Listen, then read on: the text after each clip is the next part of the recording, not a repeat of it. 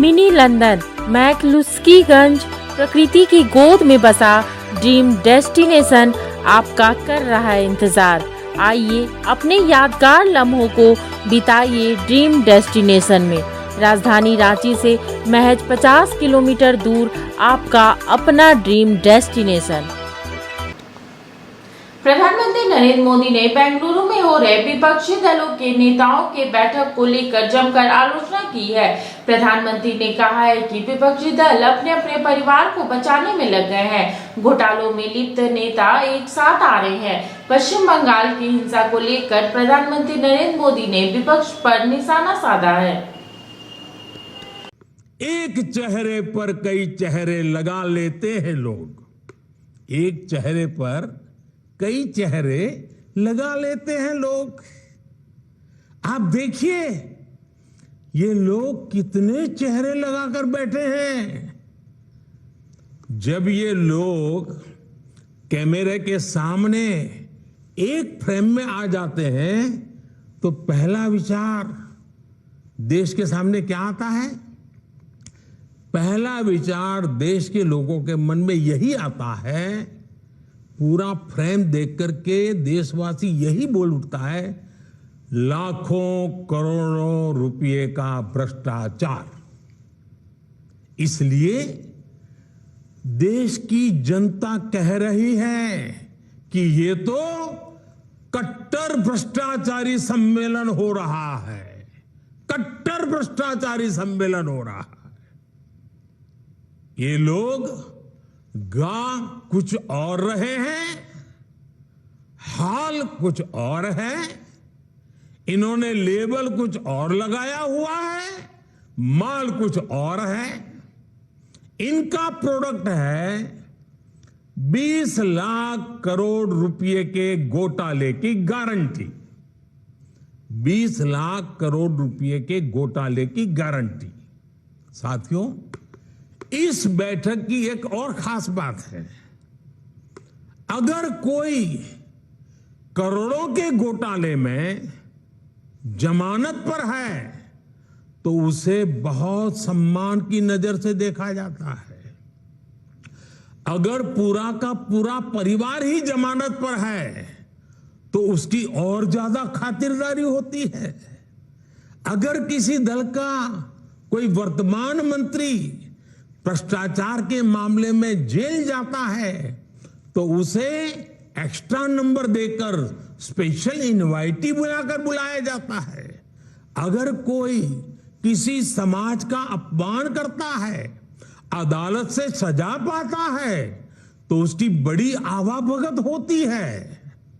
अगर कोई अदालत से करोड़ों के घोटाले में दोषी पाया गया है तो इस बैठक में शामिल होने की उसकी क्वालिफिकेशन और बढ़ जाती है। एक ही एजेंडा है, अपना परिवार बचाओ, परिवार के लिए भ्रष्टाचार बढ़ाओ।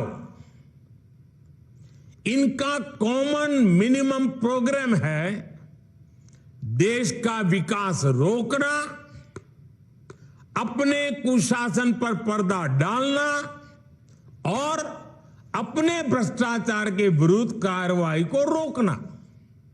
अब देखिए ये जो जमात इकट्ठी हुई है ना, उनके कुनबे में बड़े से बड़े घोटालों पर, अपराधों पर इनकी जुबान बंद हो जाती है।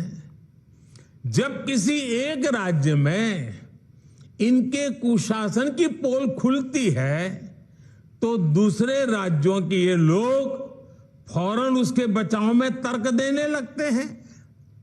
कहीं बाढ़ घोटाला होता है, किसी का अपहरण होता है तो कुनबे के सारे लोग सबसे पहले चुप हो जाते हैं। आपने देखा है कि कुछ दिन पहले ही पश्चिम बंगाल में पंचायत चुनाव हुए, वहां सरेआम हिंसा हुई, लगातार खून खराबा हो रहा है। इस पर भी इन सब की बोलती बंद है। कांग्रेस के, लेफ्ट के अपने कार्यकर्ता वहां खुद को बचाने की गुहार लगा रहे हैं। लेकिन कांग्रेस और लेफ्ट के नेताओं ने अपने स्वार्थ में अपने कार्यकर्ताओं को भी मरने के लिए छोड़ दिया है। राजस्थान में बेटियों से अत्याचार हो या परीक्षाओं के पेपर लीक हो रहे हो, इन्हें कुछ दिखाई नहीं देता। परिवर्तन की बातें करके जनता से विश्वासघात करने वाले जब करोड़ों का शराब घोटाला करते हैं तो ये कुनबा फिर उन्हें कवर देने लग जाता है। इनका कट्टर भ्रष्टाचार उन्हें तब दिखाई देना बंद हो जाता है जब देश की कोई एजेंसी इन पर कार्रवाई करती है तो उनका टैप रिकॉर्डर शुरू हो जाता है। कुछ हुआ ही नहीं, सब साजिश है, हमें फंसाया जा रहा है। आप तमिलनाडु में देखिए, भ्रष्टाचार के घोटाले के अनेक मामले सामने आ रहे हैं, लेकिन इनके कुनबे के सारे दलों ने पहले ही सबको क्लीन चिट दे दी है। इसलिए इन लोगों को पहचाने रहिए साथियों, उनको जान लीजिए। इन लोगों से सतर्क रहिए भाई बहनों। साथियों, जब टूटती है आस, जब थकती है सांस, जब रूठते हैं अपने, मुंह मोड़ता है जमाना, जब अंगड़ाई लेता है संकल्प, फिर बनती है कहानी, बनते हैं अनमिट निशान। देखिए मेरे साथ संघर्ष की दास्तान।